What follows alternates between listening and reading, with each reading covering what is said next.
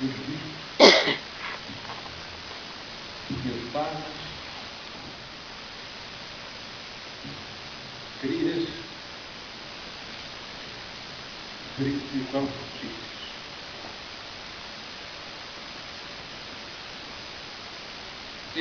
Esta minha não é para uma vivência, tem de ser necessariamente em espírito telegráfico. Não temos muito tempo. Mas eu não queria que saísseis daqui sem saber um pouco de como cá chegaram os cursos de cristandade.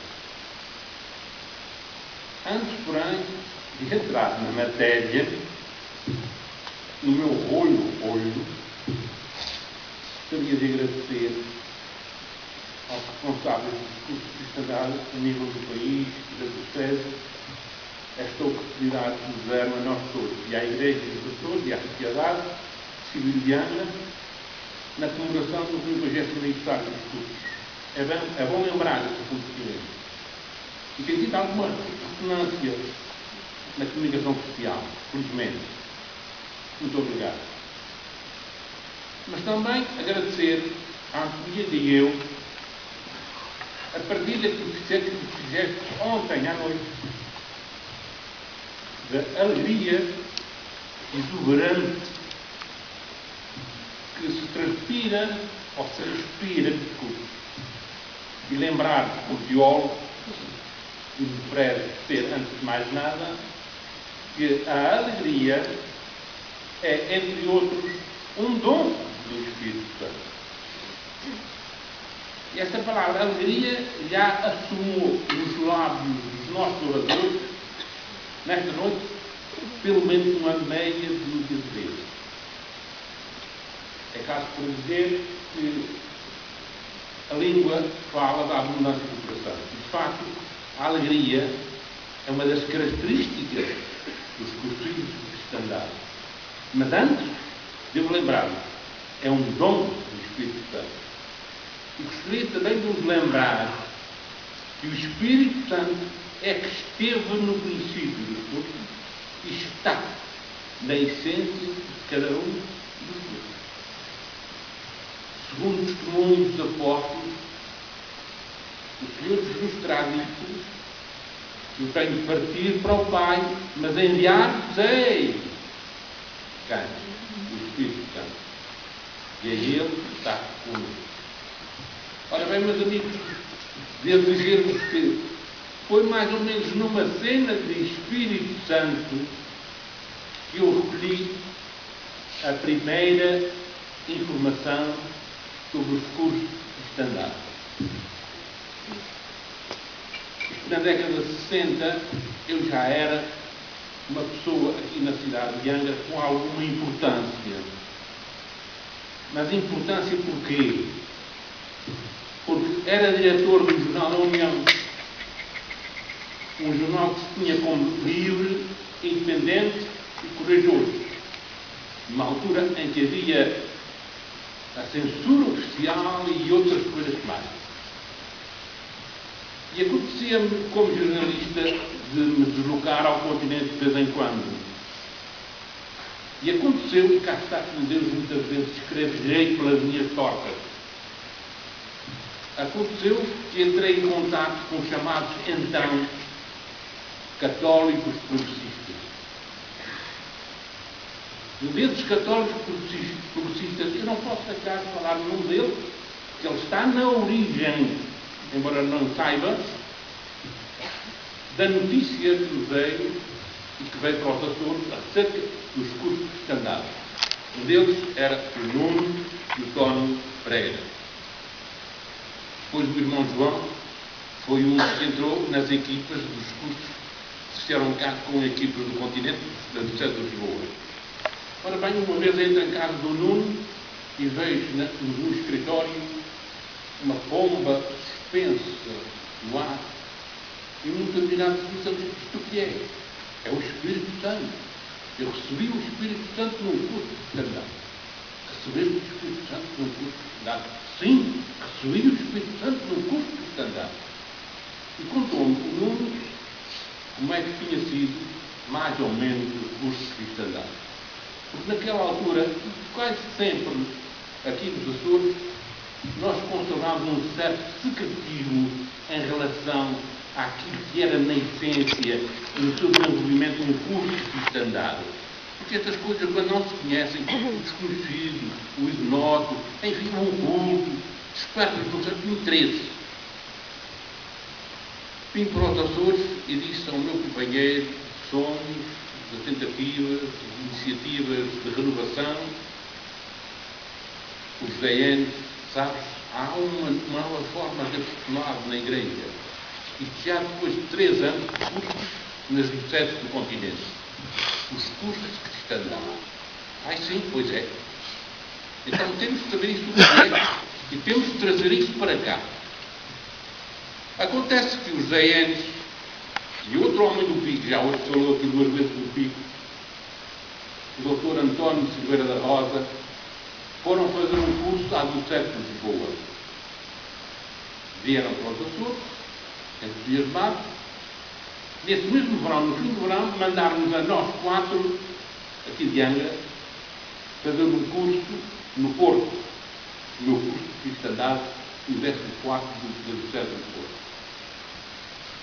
Viemos e começámos a pensar, e agora? Agora?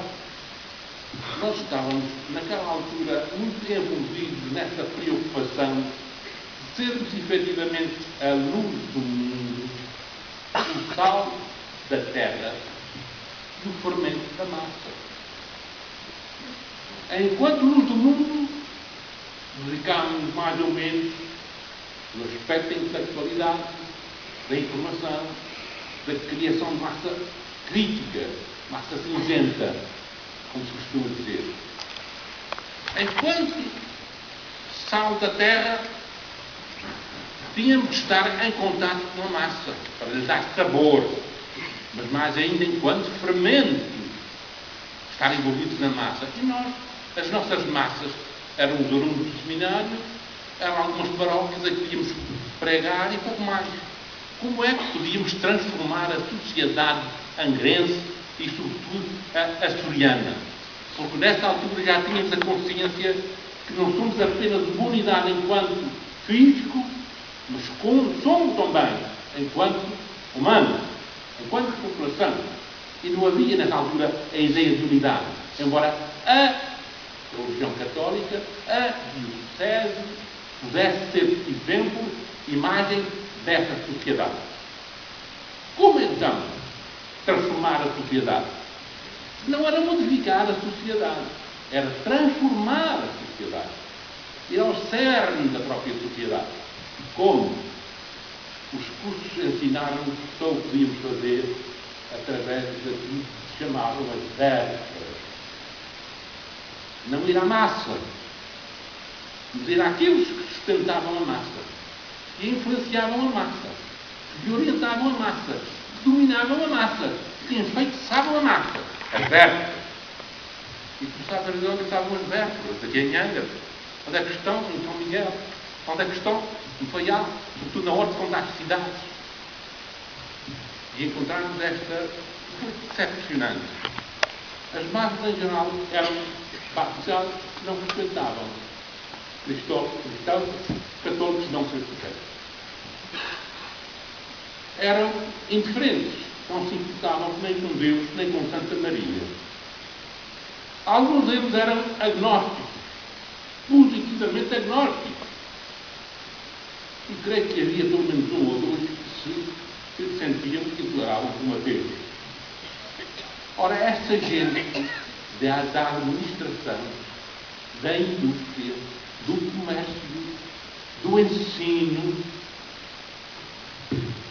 dos serviços públicos, essa gente que estava em contato direto com a massa, esses homens das profissões liberais, os médicos, os juristas, os advogados, como é que lhes podíamos chegar?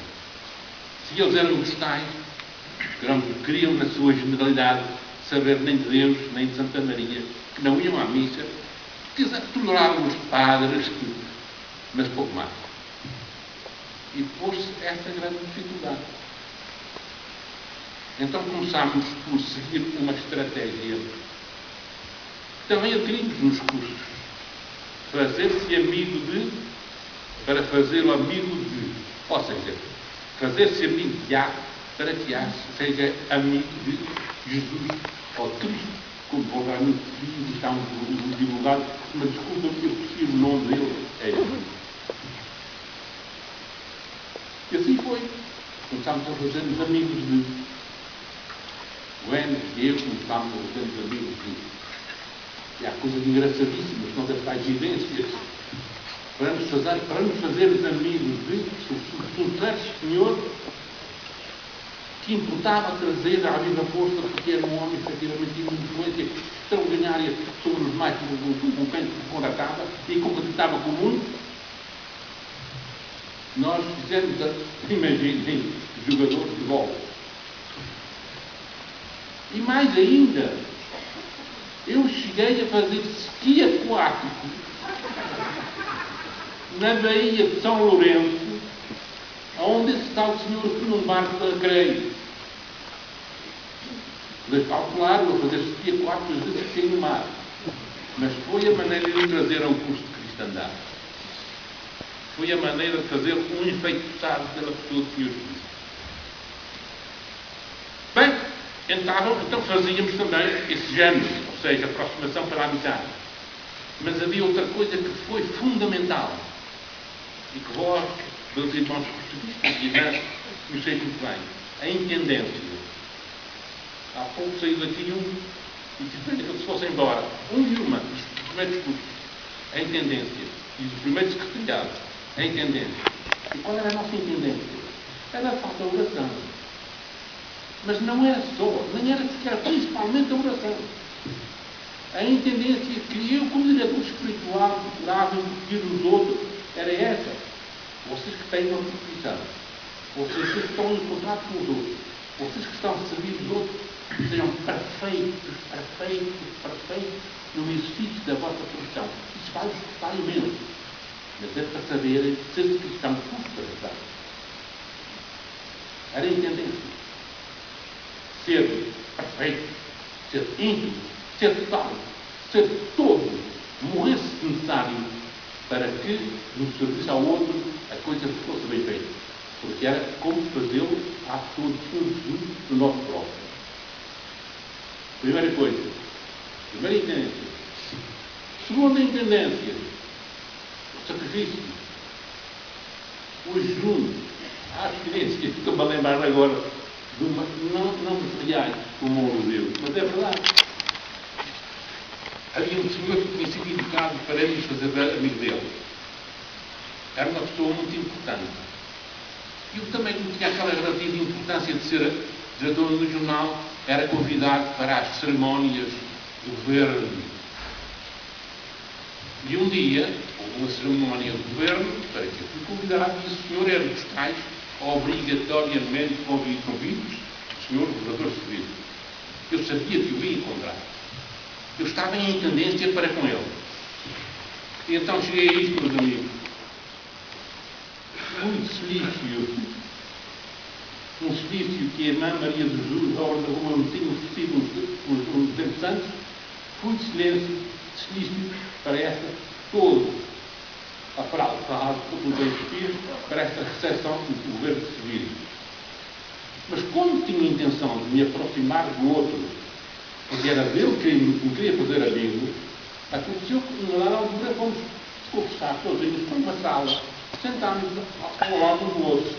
E não me imaginem, o senhor, que se manifestava muito braço, também se começou a manifestar com as pernas.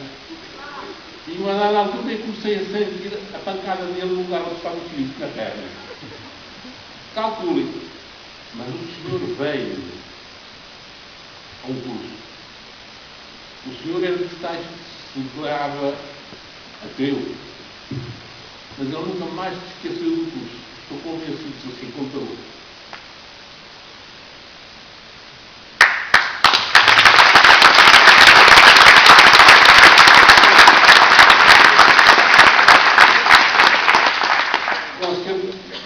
Cuja existência ele admitia, mas não como sendo o filho do pai, Bem, e foi assim que nós iniciámos. E a pouco e pouco fomos encontrando essas pessoas importantes em lugares importantes. Eu bem sei, meus amigos, que há 50 anos a sociedade açoriana e a Igreja eram bem diferentes do que são hoje. Quer do ponto de vista social, quer do ponto de vista cultural, quer do ponto de vista económico, quer do ponto de vista político. Portanto, eu compreendo perfeitamente que hoje os cursos se façam de outra maneira e com outra gente. Mas naquela altura foi assim. Foi assim. Começaram a olhar para aqueles senhores com olha e chegou-se a este preconceito. Os cursos são para os senhores doutores, para os senhores engenheiros, para os senhores importantes. Não é verdade. Não é verdade. Logo num dos primeiros cursos nós tivemos um extraordinário lavrador, não era lavrador, era operário, da Riguinha. Foi para o Canadá e fez aqui uma procura, mas era realmente uma véspera. Entre os seus companheiros de trabalho, era ele que dominava. Dominava no bom sentido. Era ele a quem ouviam, e ele a quem recorriam para o conselho, para a orientação. Era uma véspera. Também, a par dos senhores doutores, engenheiros e etc., havia gente muito simples. Mas, podia, e remarco já não fazia o tempo. A verdade é que, então, há 50 anos, os cursos foram diferentes, creio eu, dos futuros. Mas, de qualquer maneira, o objetivo é o mesmo. É viver o essencial cristão. É aprender e comprometer-nos a ser luz do mundo, sal da terra, fermento da mão. Muito obrigado.